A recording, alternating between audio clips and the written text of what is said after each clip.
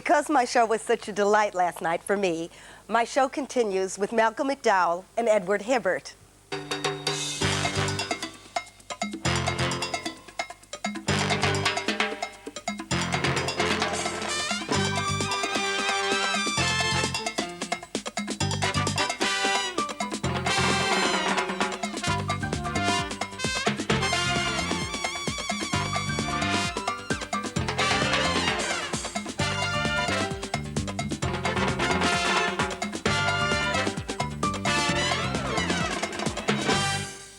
He doesn't like flying, do you? But it only happened since the earthquake. Oh, you get him in. Now Yes. you cue him. You're learning. Yeah, we're just cuers. You don't want to ever fly Cue with me, and- because I'm like clawing those upholstery on the seats. It started with the earthquake. Is it death? No, but what about this little It's more specific. inter-island flight to Hawaii, darling? Oh, the inter-island flights, when I thought I'm going to really come of age. The fear began after the earthquake in Los Angeles. I happened to be there for it. There are people who think my performance on Murder, She Wrote caused the earthquake, because my performance on that show, it's another story, aired the night that the earthquake happened. So all the friends in New York were calling, saying the performance with Angela Lansbury caused tremors across Southern California. Were you doing your Widow Twankey again? No, I was playing... Look, what else do you play? There was one flight, and those stewardesses looked at me with such pity. It was a really bad one when the captain came on. When they say to you, you know you're in trouble when they go, it's going to be a little choppy over Chicago. When they say it, you know you're in big trouble. Choppy, the overheads are going up and down, people are doing makeup and the lipstick is smearing over their faces, and I just found myself totally rigid going, for the love of God, help me! And the stewardesses came by with such pity. So then I got Xanax, which helped me a lot, and that's calmed me down for the flights. Now, I'm doing fine, until we have to make one of the most frightening flights. While shooting the pilot, we have to fly from Maui to Hana, 12-minute flight of white-knuckle terror in a plane the size of a biscuit jar. You're I loved happy. it. Yeah. And I'm thinking, I'm going to get through I go, this. is this a change of pitch in the engine there, Eddie? Something there, something's wrong, and we may be going down. And the sphinctus is shut so The hard that sphincter he's is shut opening down. cabs. The plane is the size of a biscuit jar, two little rubber bands around the never wings. put this in front of me. Island Air. Have you heard of them? No, of course haven't. not. No, and I suddenly went, this is my coming of age. I'm going to get through this, because quite frankly, my feeling is, when you're on a plane and you see celebrities, you know it's not going to go down. You go, look, oh, look, there's Anne Bancroft in first class, and there's Mel Gibson. Nothing can go wrong. And then you go, yeah, it could go wrong. And the bad thing is, I'm going to get very low billing on the obituary. Also on board, transatlantic, you know what I mean? Fourth line, Men who if I'm played lucky. anxious doctor. Anxious doctor from Britannia Hospital also went down. But I'm with Malcolm and his wonderful wife, Kelly, and I'm looking at this plane and I go, I'm going to be really strong here. I'm going to do this without the pharmaceutical aids. Everything is fine till I check in.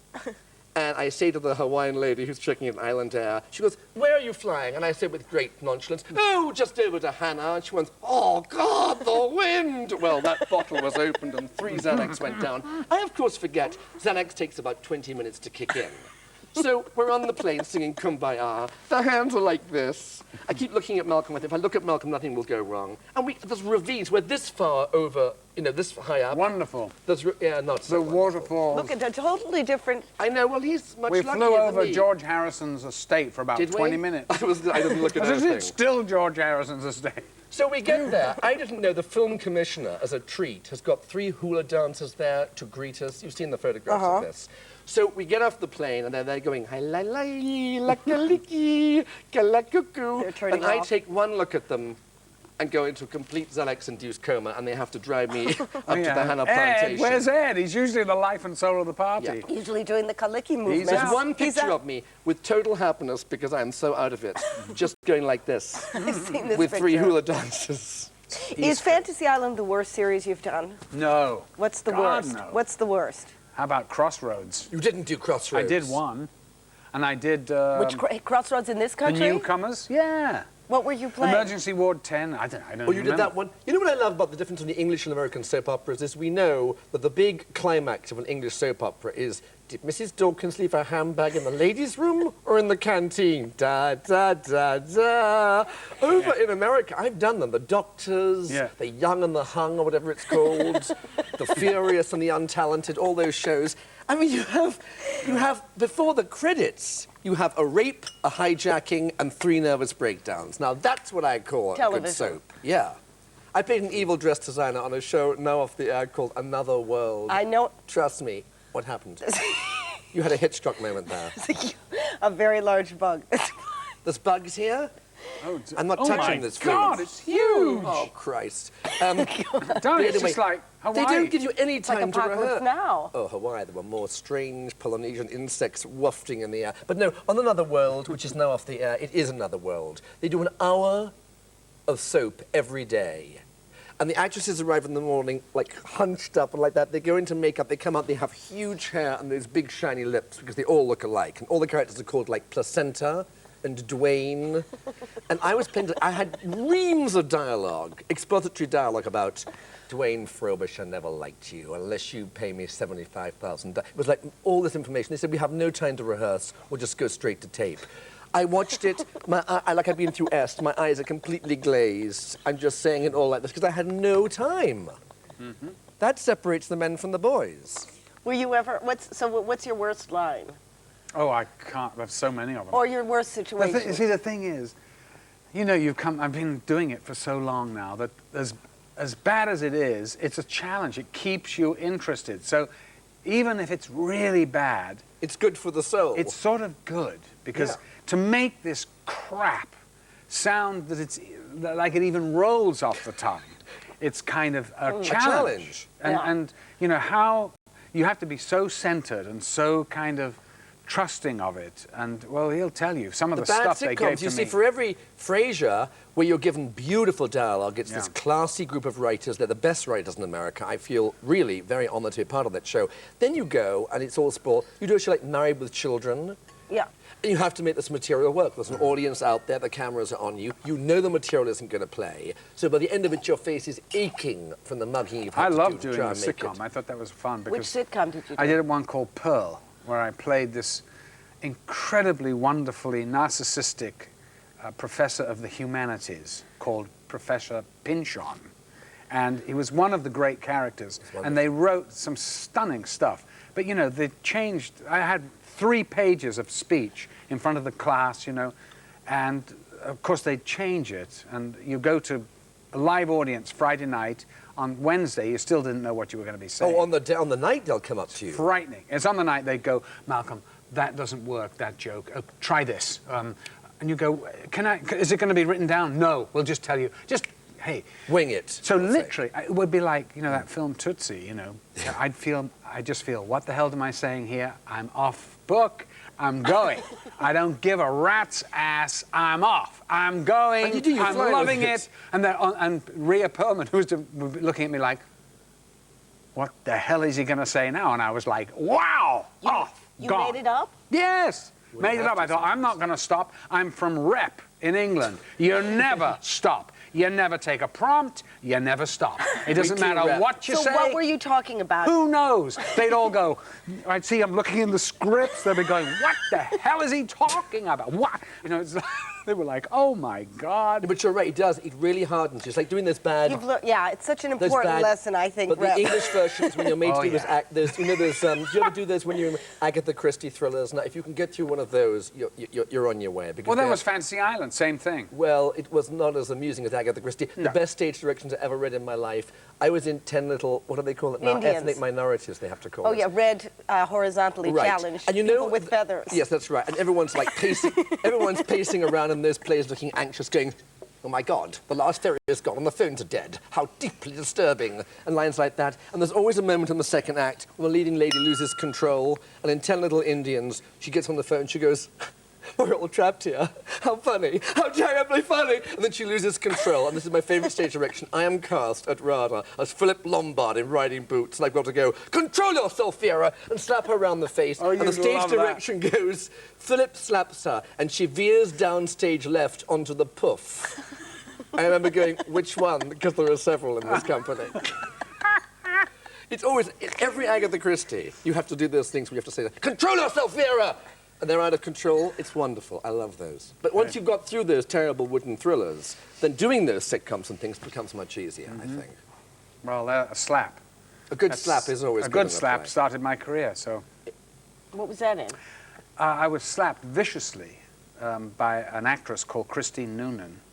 The audition for If, which absolutely sent me sprawling on the stage of the Shaftesbury Theatre. where tears were running out of my eyes. She hit me so hard because I hadn't read the stage directions, you know, except I just read Mick kisses girl violently on mouth. So I just grabbed hold of her, kissed her like this, and the next thing, she whacked me one. I hit the deck. The tears sprang out of my eyes, and I just got up. I was looking for the script, and the next 10 minutes were totally electric, and it got me the part. And you were winging it again? No, I was reading from the script. I was auditioning. She knew her stuff, and you see, because she'd been cast. And then did he say, he's my boy? That's what he said. Right there? No, he didn't say it there and then, but that evening I was doing a show at the Royal Court, 12th night. This Mr. Fish dressed 12th night. Hilarious. What were you playing? Sebastian. The worst part, It's a written by thankless Shakespeare. part. God, is it awful. Boring twin brother. Boring, nobody boring. cares. Yeah, anyway, so I get this call. The curtain comes down. Somebody said, you've got a call. Can you take this? I went, what a... Yes, where? By the side of the stage. Here, you can take it here, in the manager's office. So I go in. Hello, it was Miriam Brickman, casting director. And she said, Malcolm, congratulations. You've been chosen by Lindsay Anderson to be the lead in his next film. Wow. I went, oh my, thank you, thank you. I went, oh my God. I rushed back into the dressing room to tell everybody, to celebrate. They'd all gone. Nobody there. And I thought, I'll catch them in the pub. I'm going to order champagne. I only, you know, we were earning £14 a week or whatever. I went in there, ordered the champagne. I'm looking around. Nobody from the show. I went, I think, I said, excuse me. Do I know you? Aren't you in 12th Night? The thing. He went, yes, I play the guitar in the band. There's three of them. I went, hey, come on, we're celebrating tonight. I've just got this part. And he looked at me like I was a raving lunatic, you know. He said, oh, I'll have a glass. Yeah, thanks. I said, well, drink to it. There we go. This is the start of my career in films. He's like, oh, yeah? Yeah, well, yeah. But that's what life is like. That's what life's like. That's a good metaphor. It'll kick you in the ass just as it gives you a big kiss on the mouth. Give you a big, give and it take. Ain't it the truth? Yep, ain't that the truth?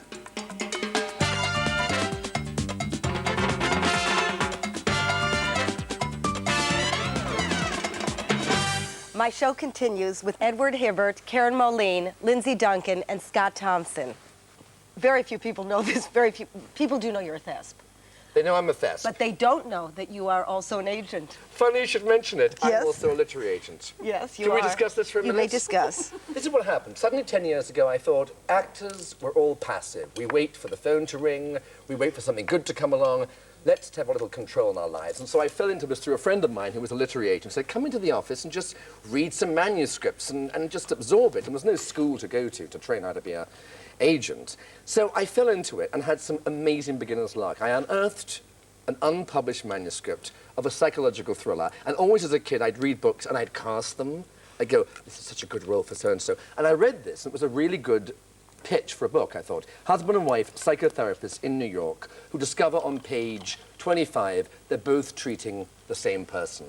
Multiple disorder personality. And I go, it's Glenn Close, it's William Hurt. I see the whole thing. And I say, can I try pitching this as a movie? And they're like, sure, why not? Suddenly, only in America could this happen. The phone is ringing, people on speakerphones. Hi, Ed Hibbert, this is Lou Schmoo from Columbia. We hear you have this great thing. I am fielding calls from Hollywood over this unpublished psycho thriller because it was a very easy book to pitch, you know, psychological thriller, good role for a man. You can say it in a sentence. I just did. Yeah.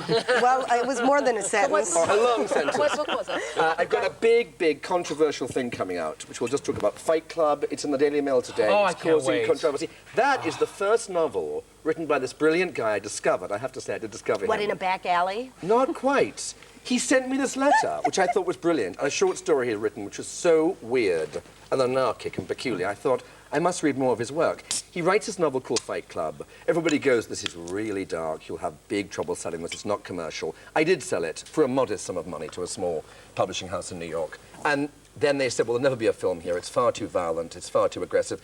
It's been made into a movie. It's a fantasy come true. Brad Pitt, Ed Norton, David Fincher directing, and it's causing How much controversy. money do you make? I hope to make Enough more. to dye the hair once again. Oh, you bet. One more If time. this movie is as Time big as dye I your think it's pubic going hair. to be, my pubic hair and my hair chest can go the same triumphant goal.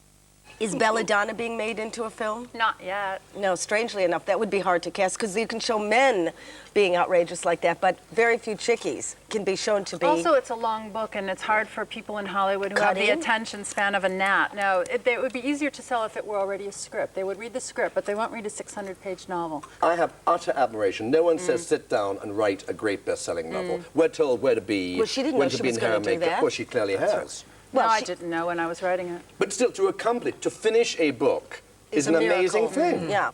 Take me through the story. It's a revenge melodrama, The Countess of Monte Cristo. And I used to say that to people, and they'd look at me like, huh? And I realized they didn't know who the Count of Monte Cristo is. So I just said it's about a woman who's The been little woman. entrapped and locked away, and she escapes and gets heaps and heaps of money so she can have the proper kind of revenge. Right, but it is a sadomasochist relationship in there, isn't it? She's abducted by somebody who's an English lord who shall remain nameless, who he's based on. And he, Oh, no, please. no, No, no, name say that. that. Lawsuit. No. Count lawsuit? Why does she need Count money? lawsuit, count lawsuit. Yes, that's what my lawyer calls him, count lawsuit, count have a suit. Right, no, he's very sadistic towards her. Because originally, sorry, you had a little bit of an experience, a little bit of a turn in you were I did, actually. I went to a very famous stately pile here to a country party, and my boyfriend at the time couldn't go at the last minute, so I went unescorted to a country house party, which one simply doesn't do. And while I was there, the lord of the manor, who's Mr. Havasuit, Lord Havasuit, took me aside and said, would you like to see the house? And I thought, oh yes, this is a very famous stately house. I'd love to see the house. Yeah, let's talk architecture. So he took me up the back stairs, right, and I thought, wait a minute, I didn't see these rooms in Hello Magazine. So we're going in this corridor, and it's very dark, It's and there's the tram all tour. these Goodbye doors. magazine. Yes. It was Dear Sir magazine. And I realized I was alone in the dark with this man who had one thing on his mind, which wasn't entertaining the guests downstairs. And I realized if he put me in one of those rooms, it was the servants' quarters, and locked me in there, no one would ever find me again. And it was that feeling of being up there with this man, completely innocent that I was. You mean he wasn't even interested? Oh, This is yes, just- he was. Oh, right. Oh, yes, but I'm afraid I wasn't as drunk as he was, and so after a suitable amount of screaming, he took me back downstairs. And there was his wife waiting for him at the bottom of the stairs with this terrible look on her face. She looked terribly sad and terribly resigned, and I realized he did this all the time. He didn't care who I was. He didn't care how he Wake met up me and feel. smell Yeah, the no roses. kidding. Yeah, he was love your interested fake in your naivete. star Yeah. sign, like she's upset. Yeah, like I've Anyway, never gotten got your over- book out of it. I did. I got Will he it. recognize himself when he reads this book? I mean, You know, is I he gonna saw go, it. No, of course No, not. because the But he girl is doesn't put in remember. submission. She's whipped and things. Is this an insult like the story of O kind of a thing? 'Cause There's a bit of the story of O element in there Yeah. because she's been taught by this man how to behave properly, and after she escapes. Are you into this yourself? Sorry, let's No, just jump I'm in because not. that's my in fact, second show. my first novel. I Is, mean, have you been as- whipped? No, I Well, haven't. then how do been you whipped. wait about it? Well, one is a novelist, one imagines things. But there must I be a said that to Tolstoy. I made He it. said the same thing. Yeah. Who thunk? Hey, I read it in a book somewhere. No, I But there don't. must be a part of you that's intrigued. Go, Scott. You Take have over to the write. show. You have to write, just as when you act. You have to be interested in something in order to want to throw your heart and soul into Yeah, it. but you're You creating have to make for it birth. up, don't you? You do make it, and no one believes me because my first book is very graphic sexually, and my poor mother told her friends to buy it and not to read it because she couldn't believe her poor child knew that people do things like this. But I'm not interested in writing about myself or my own sexual experiences. I think making it up or interviewing people who do these kinds of things is much more interesting. And you did interview them? I interviewed a lot of people for my first novel who are into sadomasochistic game playing. I see the thing that I always, it's pathetic, but the first thing I think about is I think about your mum. I think, what does she do? What does she do when she reads this book? What does she do? I mean, that's the one thing I thought when I realized that both my parents were dead. I thought, I suppose I could do anything now. That's why it's good to have like I mean, is slutty that- mums. is Is that that way you can write sad? anything That- and yeah. they're not going to be upset? But you know, on the other hand, what I think it's interesting about you, is that you're not like this because I know you, but that the image that you have on a set is this kind of, like restrained, hot animal. Oh, I am. Are you? Oh, yeah. Oh, is she? She's such a hot animal. No, Yeah. but you know She's what I tied mean. to a That's chair. the She's image. steamy. Yes, she's the one with the Steamy. whip under the Exudes chair. it. Yeah, but when did you become sultry? I mean, it wasn't Les Liaisons, or was it? Oh, yeah, I think Was so. that it? Because that really That just eclipsed it, didn't it, Yeah. really? I mean, that was it. And then from that moment on, you could really become the Yeah, bitch but queen. you know, it suited me. It just suited me. It was there already, wasn't it? There was the play. I mean, how else would you do it? You know? No, the thing, I suppose, if anything, my style, if you like, but I hate that, is less. And that happened to less is more, which suited that kind of material perfectly. Because, you know, fairly obviously, the most erotic things are suggested, aren't they? Now, that script suggested so much, because the physical act was like the last thing on anybody's mind. Yeah. And that's... in fact, it is it's the least interesting thing. It's mechanics. That's a very female It's what point of goes view, on in your head. I think. I think for men, it's all about the pink. I really don't think it's about suggestion or held back. I think it's about the pink. Oh, that's Well, I think I speak don't for agree. all men. you. Well, Most your men. type of men. My type of men.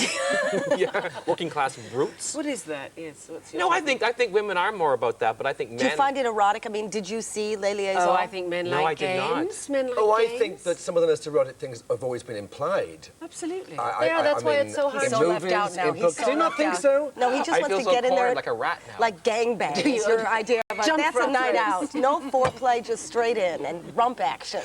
Well, You can say that. no, I go. I just said it. It's true. You don't really want to futz around, do you? Not really, no. No. No, I want to. Yeah, I'm You- sort of. hard. Well, maybe that's just Little. a stage Yeah. you're going through. You know? You know what? I think I am softening a little as I get older. Definitely, yeah. Softening in what way? Out comes the fan.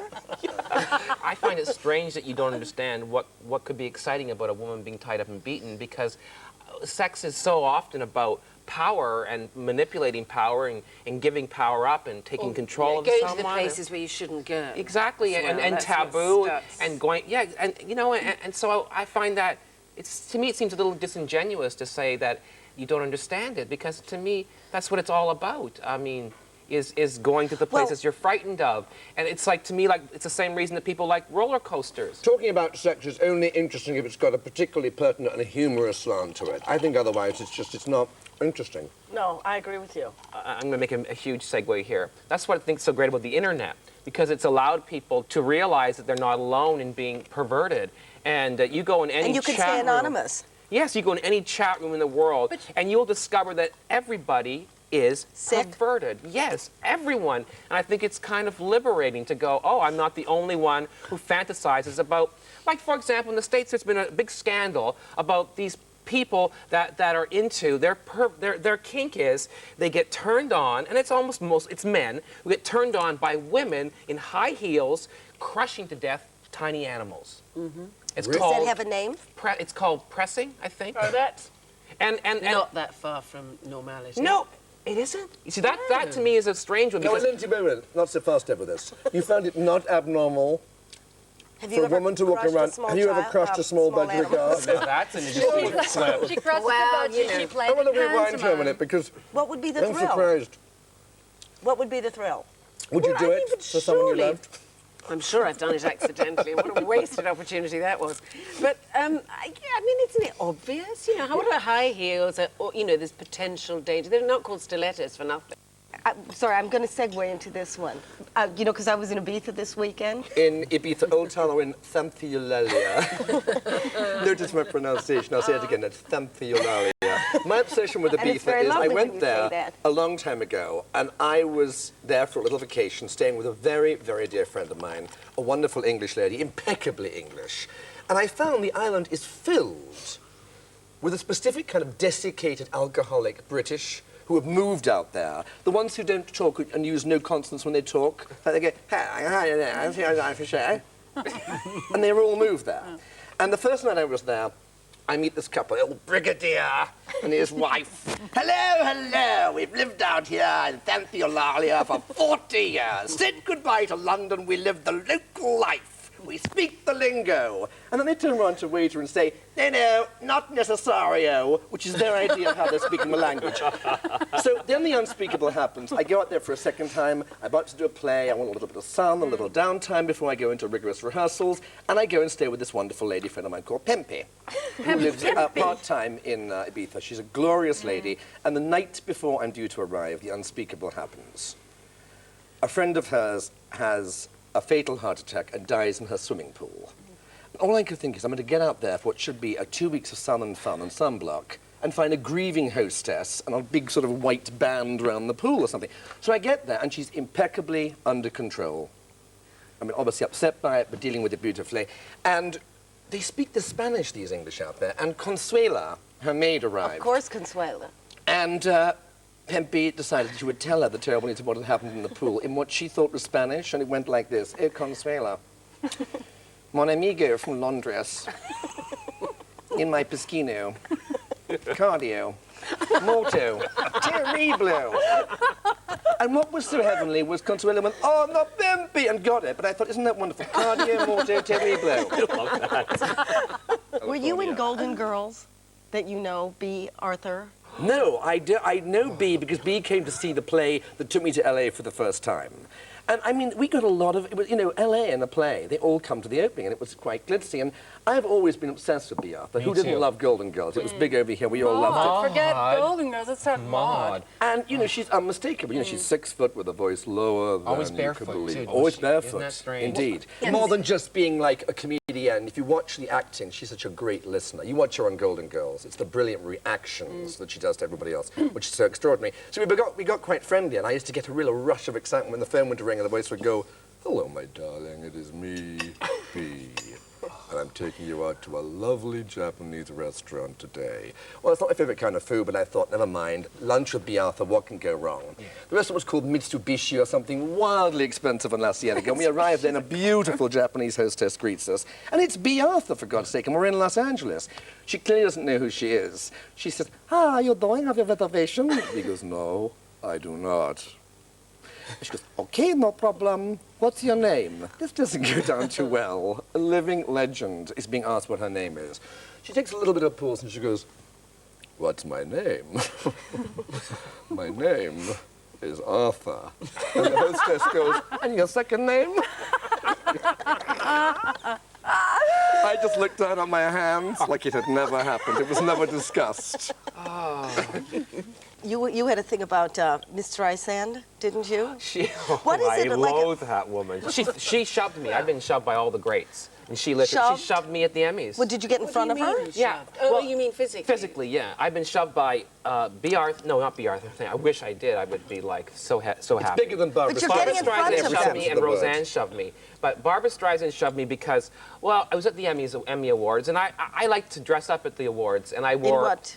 Well, outfit? I wore like a skin-tight rubber outfit with big At the Emmys boots. this year, I was there. I didn't see you. No, I was there a few years ago. Oh, okay. I haven't been hot for a few years, but Oh, I never sad was to see. hot. But I thought if I thought wear you'd make yourself rubber, hot, I'll yeah. get hot. Yeah. So it didn't work would, though. yeah. It works for women, but not me. It worked for Liz Hurley, but not me. I wore a Versace dress. It didn't work. You know, I had like lumberjack clothes held together with safety pins. It didn't work. Rubber boots, you know, like gum boots with safety pins. But no, I wore like this skin-tight rubber suit, and I wore like big like boots and like a vest, and I had like I had a wig, like I had this like rubber Elvis hair that went like this. You were right? desperate for and then attention. I wore black, big. I had my lips black. Yeah. Many photo ops for you that year. No, they never photograph men that way. You have to be a woman. So I years and years I would Did do you, it. when you got to the Emmys, think, have I made a mistake? Just out of curiosity, did you like think? Yeah, sure. Yeah. I mean, because number two. You know when the drugs come down, Yeah, you think exactly. maybe it wasn't And then so also I funny. started sweating Yeah, profusely because yeah. I'm in rubber and it's hot, and so you know my lips were running and the wig was askew like the glasses, and anyway, so I don't know, and so what I would do when I go to the Emmys because I was trying to get famous, so every time there was a break, I'd get up and I'd walk up and down the aisles staring at celebrities like a stalker until they'd notice me, and then I'd move on. So that they would remember me, so that when I was actually genuinely famous, they'd go, "It's that guy!" And then I would be, you know. Rubber boy. So it's that rubber boy. Michelle Pfeiffer, I'd stare at her like, you know, I'm gonna like call But her. what would you Because make you she think was they'd where you got the rubber. request you to be in their films later on? I mean, No, it's didn't- never worked at all. The only person that worked for was Liz Hurley and Hugh Grant. They put me in Mickey Blue Eyes because they saw me in rubber. And Liz likes keeping men she in likes rubber. that. It's And, totally humor-free experience. the Emmys, totally. isn't it? There's So, totally no humor around. So I just before, and then the superstars are always brought in at the very last moment because they don't want to worry about getting their seats. So just as I was doing my promenade, they bring in Barbara Streisand, and I went right in front of her and I went, "Hi!" And I guess I looked weird because I had like black lips that were running. they were running. And I had rubber hair, and she pushed me like this, and I went flying. And then some Well, like, queen how was dare like, she? oh my God, Scott Thompson was just pushed by Barbara Streisand. And he goes, oh my God, I'm in heaven, I'm in fag heaven. When you went to Hollywood, when you were in the film with Al Pacino, New York. yeah. Yeah. Did you try to launch yourself, or did an agent try to launch you and say, you know how they go, you see the thing, last week it was the next English star. Yeah. Do you know what I mean? Like, were they pushing you and saying, this could be you? Absolutely Look how much not. I'm using my hands. No. Did they say, you're only going to last a few minutes, so No. just get the bus ticket ready? I mean, No. You know, it's on the checklist. I mean, I don't have a movie career.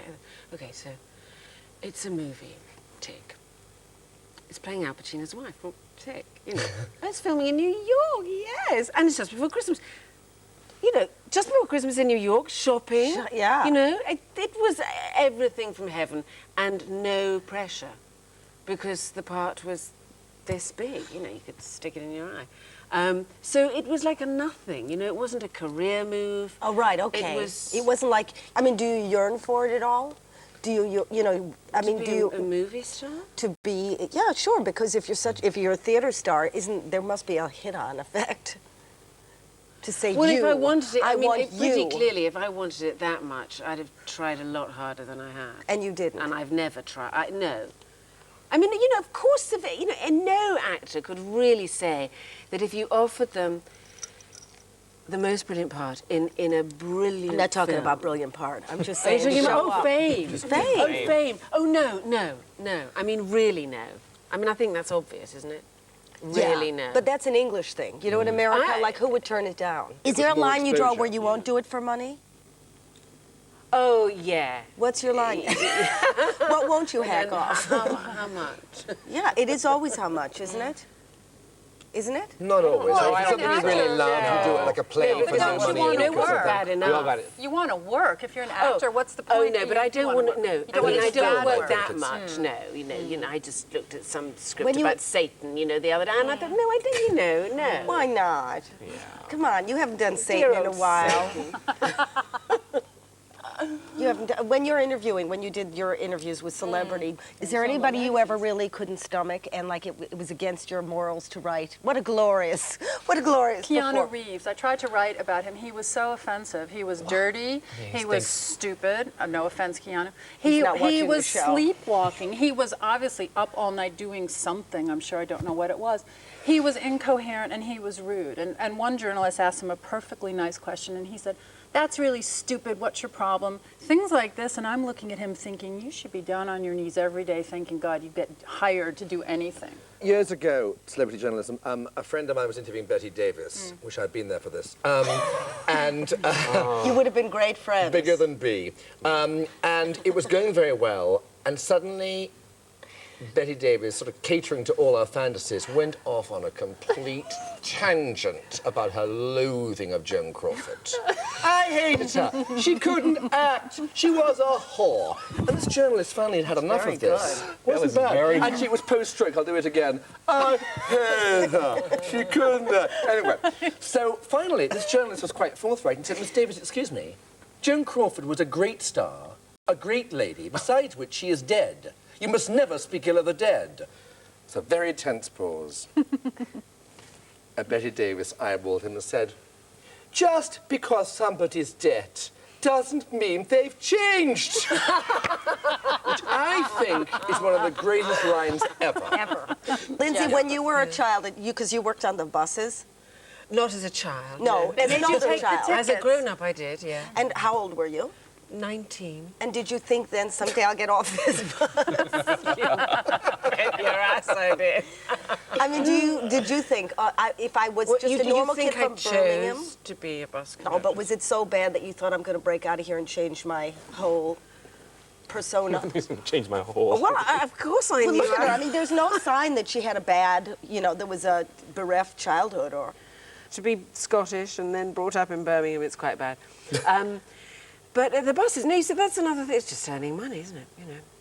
It was the best job I could get in Bristol. Well, you could work at the tobacco factory, Will's Tobacco Factory, or you could go on the buses. And those were the big money makers. Big money. And were you, So- did people You know, how did like Did a they kid laugh on at the me? bus think, someday I'm going to be an actress? I'm always interested. Someday I'm going to get out of here. The musical Lindsay. Let's tell us all. Shakespeare on the top deck. But listen how posh you, because you have this real middle Yeah, you're so class calm. thing. You know what I mean? There's no sign of any roughage But you never in the had background. Do you have Midlands Roughage. accent when you were there? Do you have that No. kind of that Brum I accent? was brought up by two Scots. Right, You so know, that- that was what I had in my ear. You know, got to Birmingham when I was about 5 or something. I spent all that time in Birmingham, went to school with people who had Birmingham accents and lived with people who had Birmingham accents. And I don't know what happened. But I used to get teased for talking posh, you know. Well, because- I would hear people saying that my brother Did had you try to a rough up? girlfriend over, and I overheard her saying as I walked out the path, "Oh, here comes the Queen." Did you ever feel like you fit in at some point? Like, when did you land? What, in Birmingham? In life. I got very comfortable when I went to Bristol because everyone was just gorgeous. I mean, they were all stone. And, you know, it's 1969 and everyone looked absolutely dreamy. You know, they were floating around and I thought, and it was a beautiful place. I'd gone from Birmingham to this place that had Georgian terraces and little parks and things, and it was And so you were stoned a beautiful. lot. I just melted.